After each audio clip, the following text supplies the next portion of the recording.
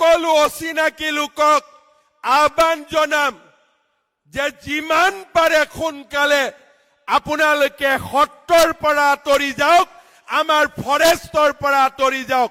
চৰকাৰে কাকো ৰেহাই নিদিয়ে, এই কথা আপোনালোকে মনত ৰাখিব। এতিয়া জাতি জাগিছে, জাতি জাগিব, আৰু এই জাতিয়ে শংকৰ মাধৱৰ প্ৰেৰণাৰে এই জাতিক মহাশক্তিলৈ ৰূপান্তৰ কৰিব। মই অসমবাসী ৰাইজক অনুৰোধ জনাম, অচিনাকি লোকক মাটি বিক্ৰী নকৰিব, অচিনাকি লোকক চাকৰি নিদিব, আৰু অচিনাকি লোকসকলক জাতিৰ বৰঘৰত সোমাবলৈ অনুমতি নিদিব।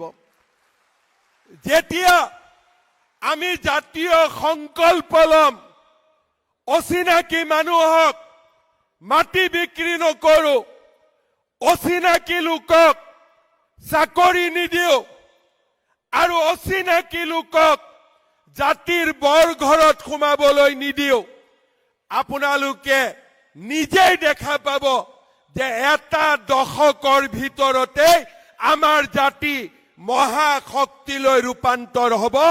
আমাক কোনেও ধৰি ৰাখিব নোৱাৰে।